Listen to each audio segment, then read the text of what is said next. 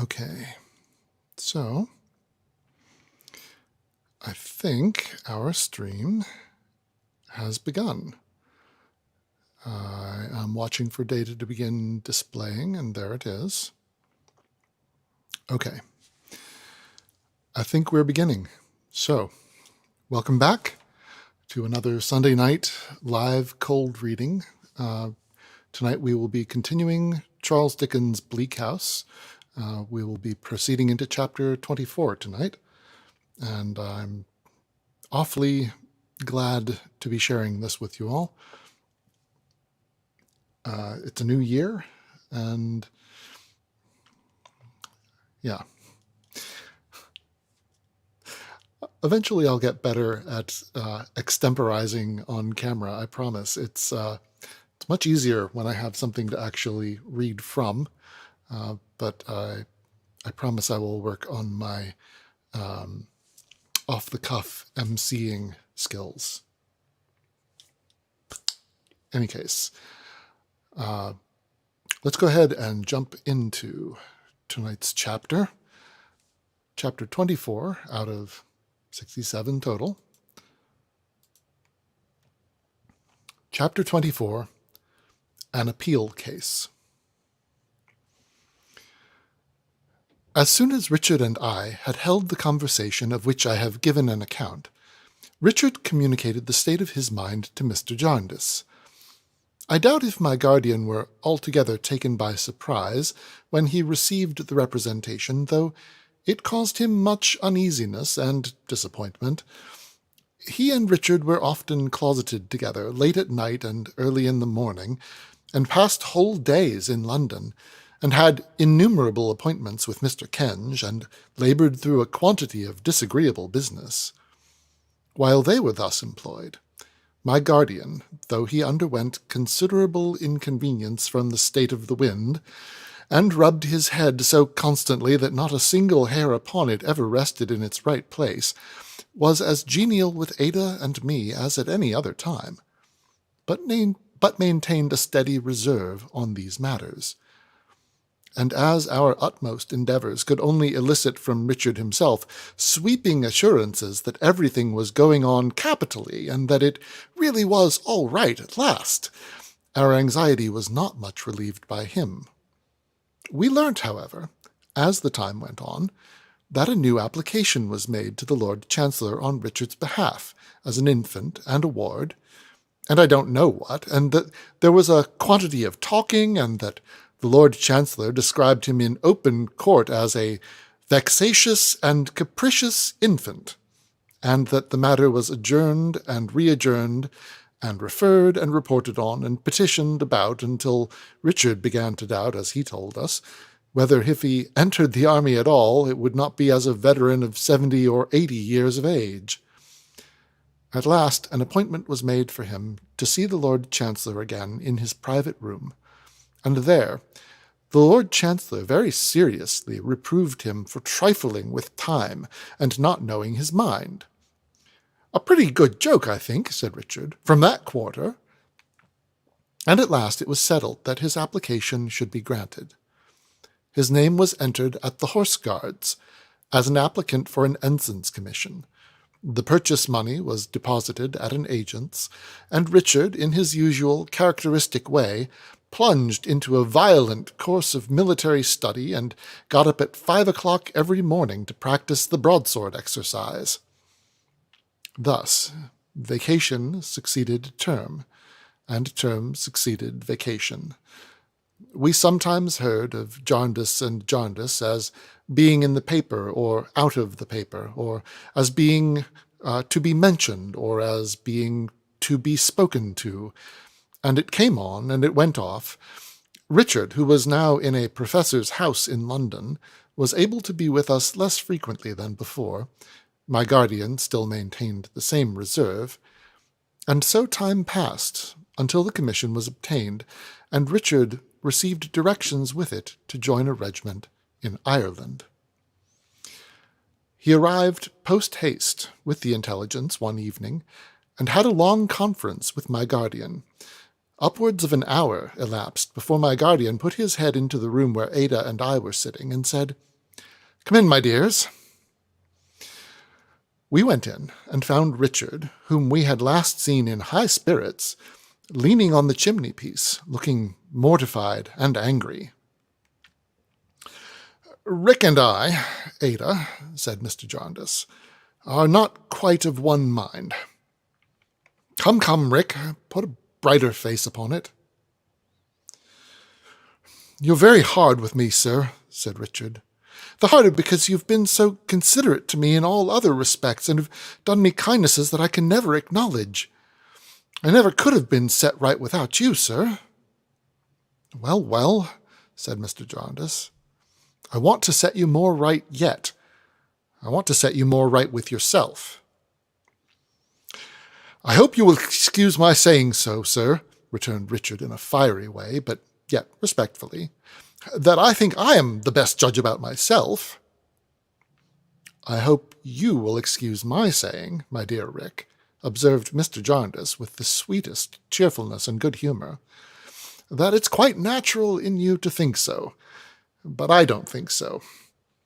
I must do my duty, Rick, or you could never care for me in cool blood, and I hope you will always care for me, cool and hot."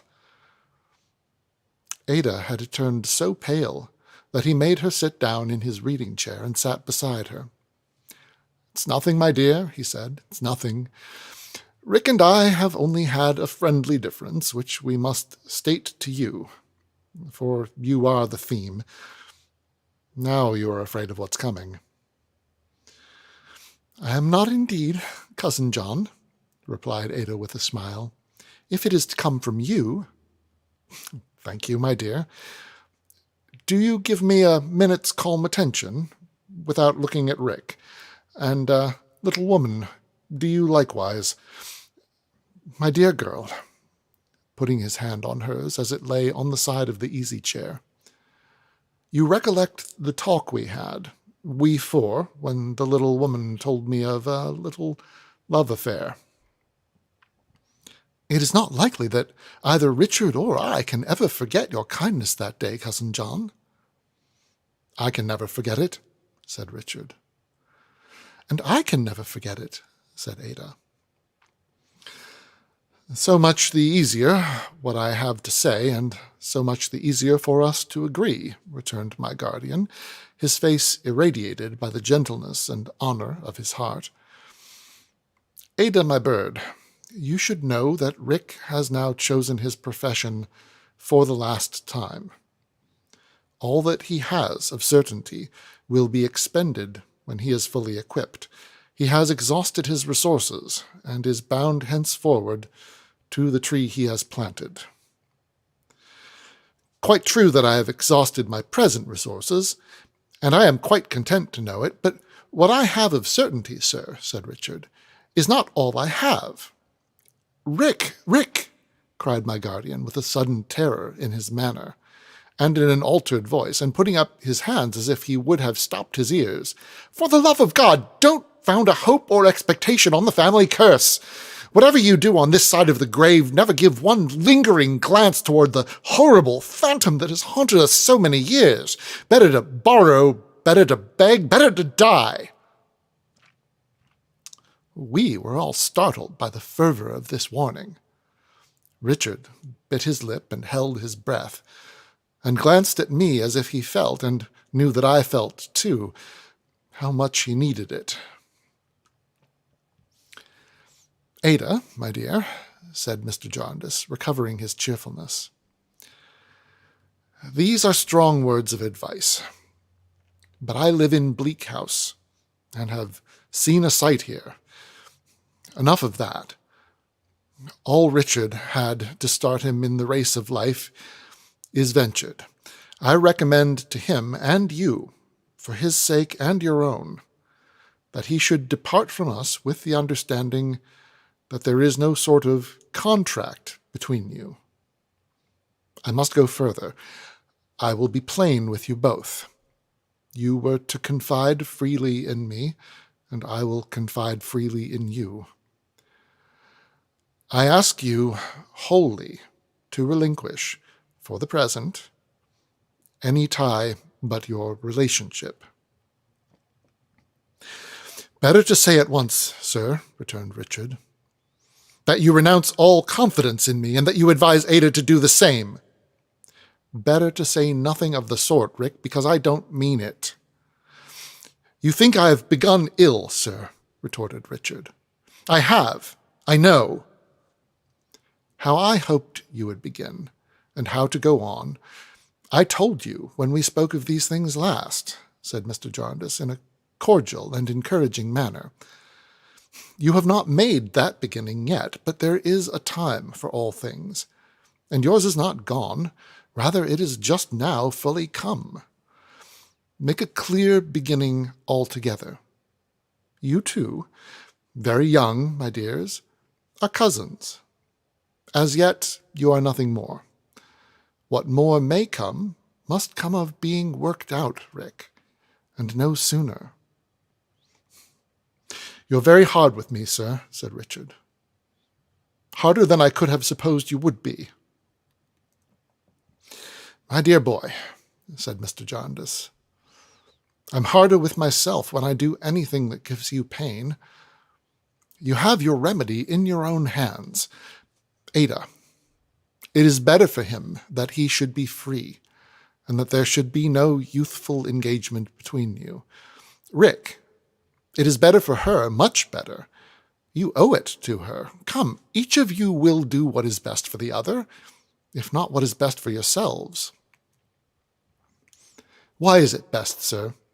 returned Richard hastily. "It was not when we opened our hearts to you. You did not say so then." "I have had experience since. I don't blame you, Rick, but I have had experience since." "You mean of me, sir?" "Well, yes, of both of you," said Mr. Jarndyce kindly. "The time is not come for your standing pledged to one another. It is not right, and I must not recognize it. Come, my young cousins, begin afresh. Bygones shall be bygones, and a new page turned for you to write your lives in." Richard gave an anxious glance at Ada, but said nothing. "I have avoided saying one word to either of you or to Esther," said Mr. Jarndyce, "until now, in order that we might be as open as the day, and all on equal terms.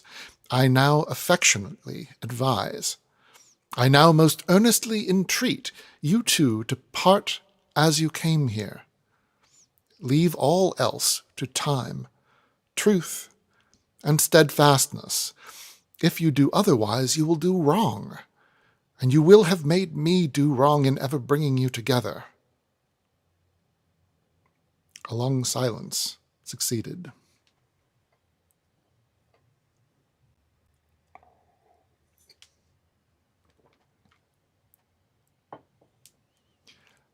"Cousin Richard," said Ada then, raising her blue eyes tenderly to his face, "after what our cousin John has said, I think no choice is left us. Your mind may be quite at ease about me, for you will leave me here under his care, and will be sure that I can have nothing to wish for, quite sure if I guide myself by his advice. I don't doubt, Cousin Richard," said Ada, a little confused, "that you are very fond of me, and I don't think you will fall in love with anybody else. But I should like you to consider well about it, too, as I should like you to be in all things very happy. You may trust in me, Cousin Richard. I am not at all changeable, but I am not unreasonable, and should never blame you. Even cousins may be sorry to part, and in truth I am very, very sorry, Richard. Though I know it's for your welfare, I shall always think of you affectionately, and often talk of you with Esther, and perhaps you will sometimes think a little of me. Cousin Richard. So now, said Ada, going up to him and giving him her trembling hand, we are only cousins again, Richard. For the time, perhaps, and I pray for a blessing on my dear cousin wherever he goes. It was strange to me that Richard should not be able to forgive my guardian for entertaining the very same opinion of him which he himself had expressed of himself in much stronger terms to me, but it certainly was the case. I observed with great regret that from this hour he never was as free and open with Mr. Jarndyce as he had been before. He had every reason given him to be so, but he was not, and solely on his side an estrangement began to arise between them. In the business of preparation and equipment he soon lost himself, and even his grief at parting from Ada, who remained in Herefordshire while he, Mr. Jarndyce, and I went up to London for a week. He remembered her by fits and starts, even with bursts of tears, and at such times would confide to me the heaviest self-reproaches. But in a few minutes he would recklessly conjure up some undefinable means by which they were both to be made rich and happy forever, and would become as gay as possible. It was a busy time, and I trotted about with him all day long, buying a variety of things of which he stood in need.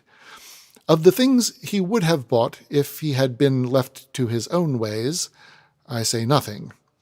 He was perfectly confidential with me, and often talked so sensibly and feelingly about his faults and his vigorous resolutions, and dwelt so much upon the encouragement he derived from these conversations, that I could never have been tired if I had tried.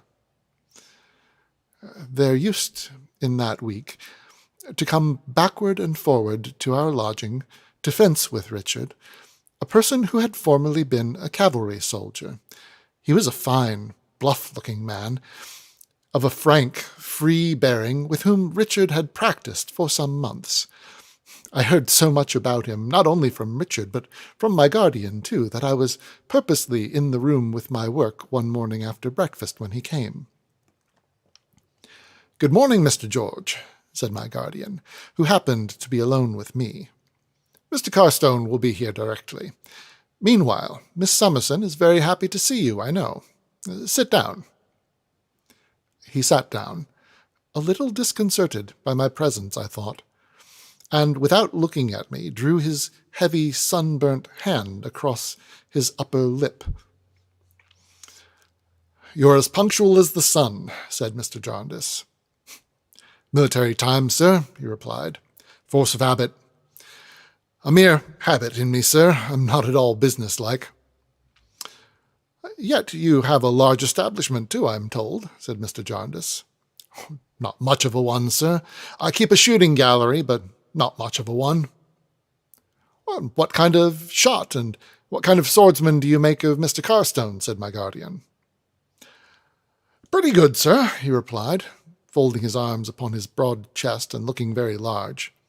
"If Mr. Carstone was to give his full mind to it, he would come out very good." "But he don't, I suppose," said my guardian. "He did at first, sir. Not afterwards. Not his full mind. Perhaps he has something else upon it. Some young lady, perhaps." His bright dark eyes glanced at me for the first time. "He has not me upon his mind, I assure you, Mr. George," said I, laughing, "though you seem to suspect me." He reddened a little through his brown and... He reddened a little through his brown and made me a trooper's bow. "No offence, I hope, miss. I am one of the roughs." "Not at all," said I. "I take it as a compliment." If he had not looked at me before, he looked at me now in 3 or 4 quick, successive glances. "I beg your pardon, sir," he said to my guardian with a manly kind of diffidence. But you did me the honor to mention the young lady's name. Miss Summerson. Miss Summerson, he repeated, and looked at me again. Do you know the name? I asked. No, miss. To my knowledge, I never heard it. I thought I had seen you somewhere. I think not, I returned, raising my head from my work to look at him, and there was something so genuine in his speech and manner that I was glad of the opportunity. I remember faces very well. So do I, miss, he returned, meeting my look with the fullness of his dark eyes and broad forehead. What set me off upon that? Goodness. What set me off now upon that? His once more reddening through his brown and being disconcerted by his efforts to remember the association brought my guardian to his relief. Have you many pupils, Mr. George? They vary in their number, sir. Mostly they're but a small lot to live by. And what classes of chance people come to practice at your gallery? All sorts, sir. Natives and foreigners, from gentlemen to prentices. I've had French women come, before now, show themselves dabs at pistol shooting. Mad people out of number, of course, but they go everywhere where the doors stand open. People don't come with grudges and schemes of finishing their practice with live targets, I hope, said my guardian, smiling. Not much of that, sir, though that has happened. Mostly they come for skill, or idleness, 6 of one and half a dozen of the other. I beg your pardon, said Mr. George, sitting stiffly upright and squaring an elbow on each knee, but I believe you're a chancery suitor, if I've heard correct. I am sorry to say I am. I have had one of your compatriots in my time, sir. A chancery suitor, returned my guardian. How was that? Why, the man was so badgered and worried and tortured by being knocked about from post to pillar and from pillar to post, said Mr. George, that he got out of sorts. I don't believe he had any idea of taking aim at anybody, but he was in that condition of resentment and violence that he would come and pay for 50 shots and fire away till he was red-hot. One day I said to him, when there was nobody by and he had been talking to me angrily about his wrongs, well, if this practice is a safety valve, comrade, well and good, but I don't altogether like your being so bent upon it in your present state of mind. I'd rather you took to something else. I was on my guard for a blow. He was that passionate. But he received it in very good part and left off directly. We shook hands and struck up a sort of friendship.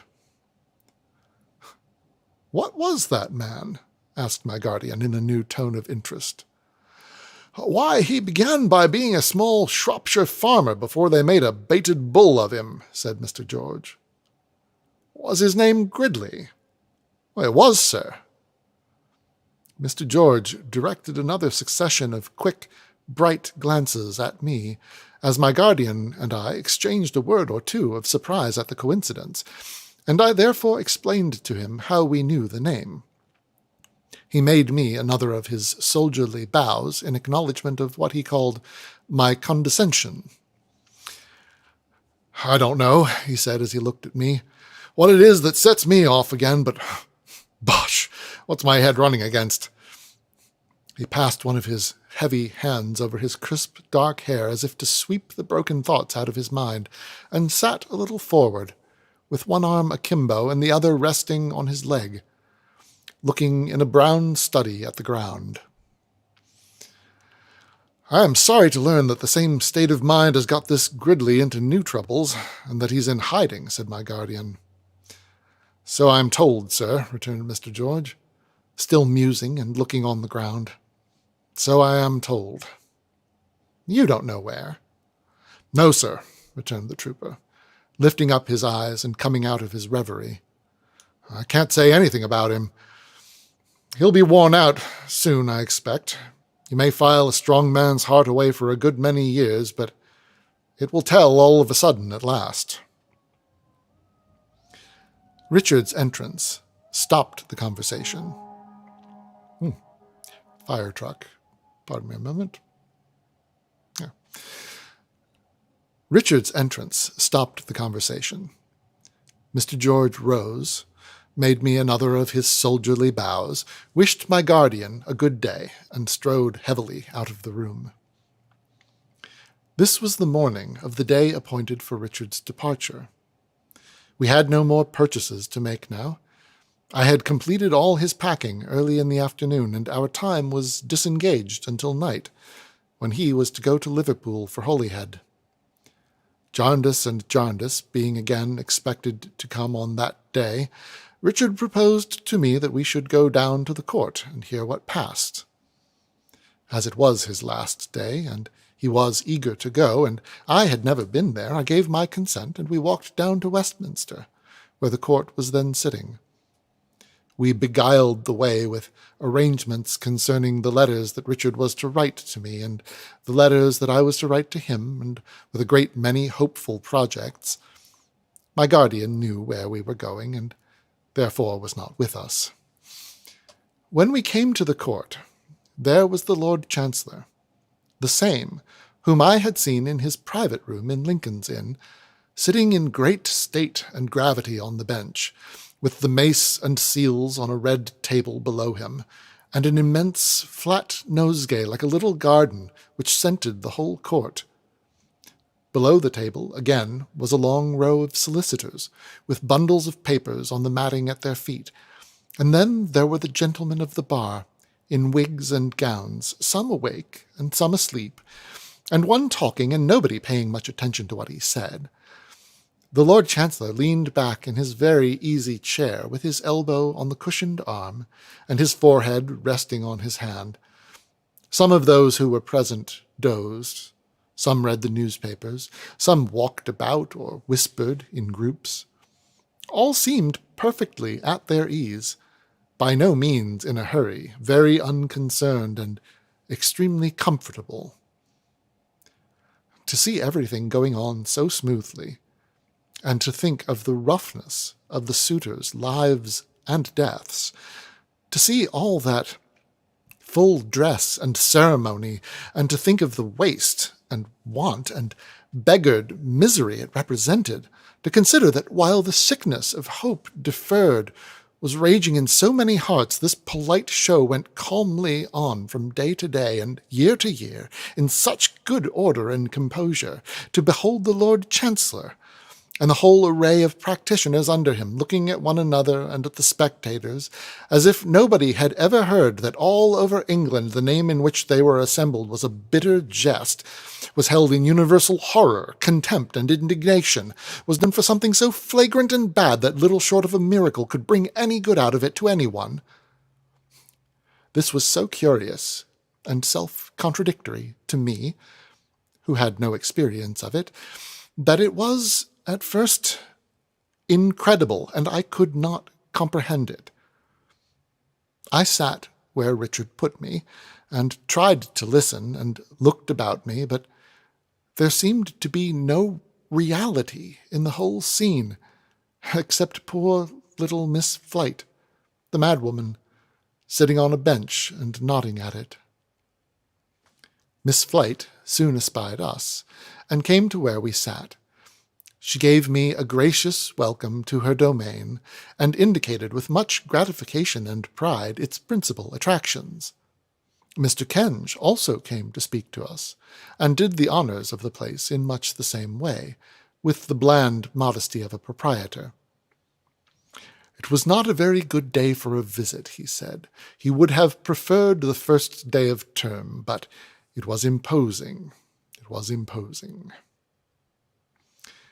When we had been there half an hour or so, the case in progress, if I may use a phrase so ridiculous in such a connection, seemed to die out of its own rapidity, without coming or being by anybody expected to come to any result. The Lord Chancellor then threw down a bundle of papers from his desk to the gentleman below him, and somebody said, "Jarndyce and Jarndyce." Upon this, there was a buzz, and a laugh, and a general withdrawal of the bystanders, and a bringing in of great heaps and piles and bags full of papers. I think it came on for further directions, about some bill of costs, to the best of my understanding, which was confused enough, but I counted 23 gentlemen in wigs who said they were in it, and none of them appeared to understand it much better than I. They chatted about it with the Lord Chancellor, and contradicted and explained among themselves, and some of them said it was this way, and some of them said it was that way, and some of them jocosely proposed to read huge volumes of affidavits, and there was more buzzing and laughing, and everybody concerned was in a state of idle entertainment, and nothing could be made of it by anybody. After an hour or so of this, and a good many speeches being begun and cut short, it was referred back for the present, as Mr. Kenge said, and the papers were bundled up again before the clerks had finished bringing them in. I glanced at Richard on the termination of these hopeless proceedings, and was shocked to see the worn look on his handsome young face. "It can't last forever, Dame Durden. Better luck next time," was all he said. I had seen Mr. Guppy bringing in papers and arranging them for Mr. Kenge, and he had seen me and made a forlorn bow which rendered me desirous to get out of the court. Richard had given me his arm and was taking me away when Mr. Guppy came up. "I beg your pardon, Mr. Carstone," said he in a whisper, "and Miss Summerson's also, but there's a lady here, a friend of mine who knows her and wishes to have the pleasure of shaking hands." As he spoke, I saw before me, as if she had started into bodily shape from my remembrance, Mrs. Rachel of my godmother's house. "How do you do, Esther?" said she. "Do you recollect me?" I gave her my hand and told her yes, and that she was very little altered.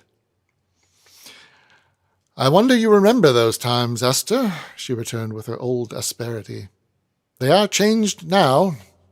Well, I am glad to see you, and glad you are not too proud to know me."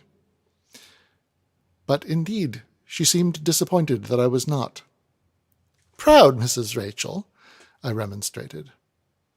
"I am married, Esther," she returned, coldly correcting me, "and am Mrs. Chadband. Well, I wish you good day, and I hope you'll do well." Mr. Guppy, who had been attentive to this short dialogue, heaved a sigh in my ear and elbowed his own and Mrs. Rachel's way through the confused little crowd of people coming in and going out, which we were in the midst of, and which the change in the business had brought together.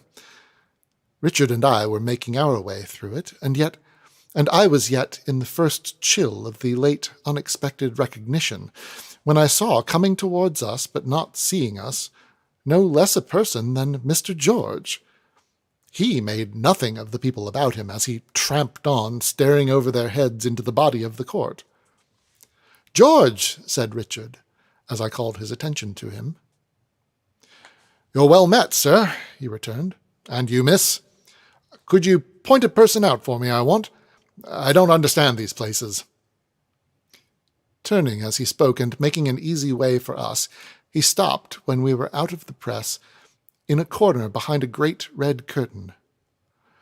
"There's a little cracked old woman," he began, "that, I put up my finger, for Miss Flite was close by me, having kept beside me all the time, and having called the attention of several of her legal acquaintance to me, as I had overheard to my confusion, by whispering in their ears, 'Hush! Fitz jaundice on my left.'" "Hem," said Mr. George. "You remember, miss, that we passed some conversation on a certain man this morning?" "Gridley," in a low whisper behind his hand. "Yes," said I. "He's hiding at my place. I couldn't mention it. Hadn't his authority. He's on his last march, miss, and has a whim to see her. He says they can feel for one another, and she has been almost as good a friend to him here. I came down to look for her, for when I sat by Gridley this afternoon, I seemed to hear the roll of the muffled drums." "Shall I tell her?" said I. "Would you be so good?" he returned, with a glance of something like apprehension at Miss Flite. "It's a providence I met you, miss. I doubt if I should have known how to get on with that lady." And he put one hand in his breast and stood upright in a martial attitude as I informed little Miss Flite in her ear of the purport of his kind errand. "My angry friend from Shropshire, almost as celebrated as myself," she exclaimed. "Now really, my dear, I will wait upon him with the greatest pleasure." "He is living concealed at Mr. George's," said I. "Hush! This is Mr. George." "Indeed," returned Miss Flite. "Very proud to have the honour. A military man, my dear. You know, a perfect general," she whispered to me. Poor Miss Flite deemed it necessary to be so courtly and polite as a mark of her respect for the army, and to curtsy so very often that it was no easy matter to get her out of the court. When this was done at last, and addressing Mr. George as General, she gave him her arm, to the great entertainment of some idlers who were looking on. He was so discomposed, and begged me so respectfully not to desert him, that I could not make up my mind to do it, especially as Miss Flite was always tractable with me, and as she too said, "Fitz-Jarndyce, my dear, you will accompany us, of course." As Richard seemed quite willing and even anxious that we should see them safely to their destination, we agreed to do so. And as Mr. George informed us that Gridley's mind had run on Mr. Jarndyce all the afternoon after hearing of their interview in the morning, I wrote a hasty note in pencil to my guardian to say where we were gone and why. Mr. George sealed it at a coffee-house, that it might lead to no discovery, and we sent it off by a ticket porter. We then took a hackney coach and drove away to the neighbourhood of Leicester Square. We walked through some narrow courts, for which Mr. George apologized, and soon came to the shooting gallery, the door of which was closed. As he pulled the bell-handle which hung by a chain to the door-post, a very respectable old gentleman with grey hair, wearing spectacles and dressed in a black spencer and gaiters and a broad-brimmed hat, and carrying a large gold-beaded cane, addressed him. "I ask your pardon, my good friend," said he, "but is this George's shooting gallery?" "It is, sir," returned Mr. George, glancing up at the great letters in which that inscription was painted on the whitewashed wall. "Oh, to be sure," said the old gentleman, following his eyes. "Thank you. Have you rung the bell?" "My name is George, sir, and I have rung the bell." "Oh, indeed," said the old gentleman. "Your name is George. Then I am here as soon as you see. You came for me, no doubt." "No, sir, you have the advantage of me." "Oh, indeed," said the old gentleman. "Then it was your young man who came for me. I am a physician, was requested 5 minutes ago to come and visit a sick man at George's shooting gallery." "The muffled drums," said Mr. George, turning to Richard and me and gravely shaking his head. "That's quite correct, sir.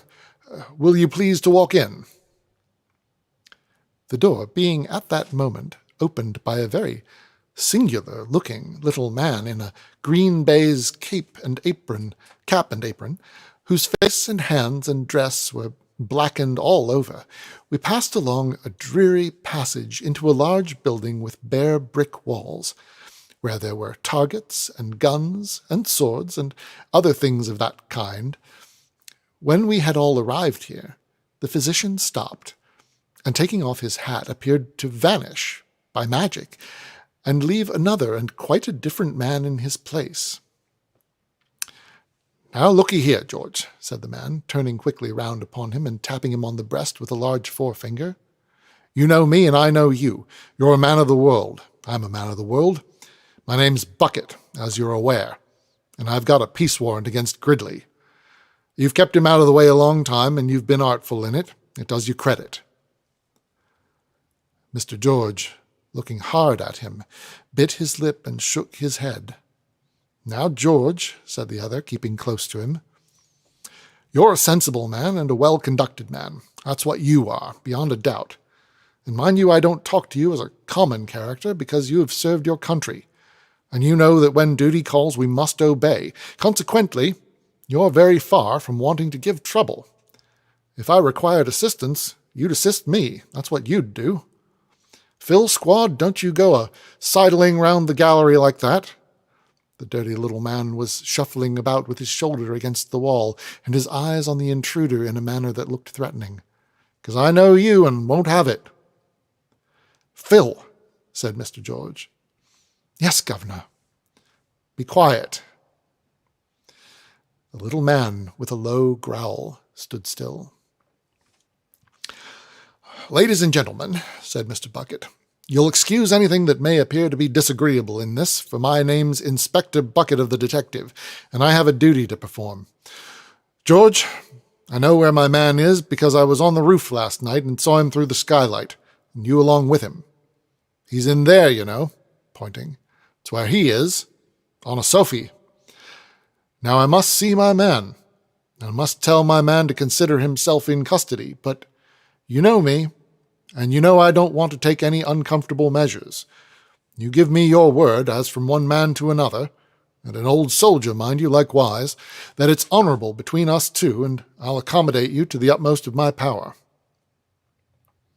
"I give it," was the reply. "But it wasn't handsome in you, Mr. Bucket." "Come on, George. Not handsome," said Mr. Bucket, tapping him on his broad breast again and shaking hands with him. "I don't say it wasn't handsome in you to keep my man so close, do I? Be equally good-tempered to me, old boy. Old William Tell, old Shaw, the Life Guardsman, why, he's a model of the whole British Army in himself, ladies and gentlemen. I'd give a 50-pound note to be such a figure of a man." The affair being brought to this head, Mr. George, after a little consideration, proposed to go in first to his comrade, as he called him, taking Miss Flite with him. Mr. Bucket agreeing, they went away to the further end of the gallery, leaving us sitting and standing by a table covered with guns. Mr. Bucket took this opportunity of entering into a little light conversation, asking me if I were afraid of firearms, as most young ladies were, asking Richard if he were a good shot, asking Phil Squad which he considered the best of those rifles, and what it might be worth first-hand, telling him in return that it was a pity he ever gave way to his temper, for he was naturally so amiable that he might have been a young woman, and making himself generally agreeable. After a time, he followed us to the further end of the gallery, and Richard and I were going quietly away when Mr. George came after us. He said that if we had no objection to see his comrade, he would take a visit from us very kindly. The words had hardly passed his lips when the bell was rung, and my guardian appeared, on the chance, he slightly observed, of being able to do any little thing for a poor fellow involved in the same misfortune as myself. We all four went back together, and went into the place where Gridley was. It was a bare room, partitioned off from the gallery with unpainted wood. As the screening was not more than 8 or 10 feet high, and only enclosed the sides, not the top, the rafters of the high gallery roof were overhead, and the skylight through which Mr. Bucket had looked down. The sun was low, near setting, and its light came redly in above, without descending to the ground.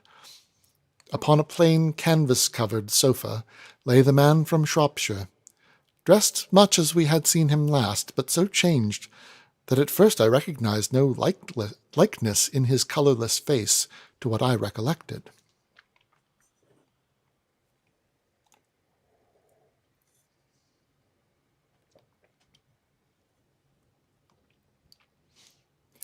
He had been still writing in his hiding-place, and still dwelling on his grievances, hour after hour. A table and some shelves were covered with manuscript papers, and with worn pens and a medley of such tokens. Touchingly and artfully drawn together, he and the little mad woman were side by side and, as it were, alone.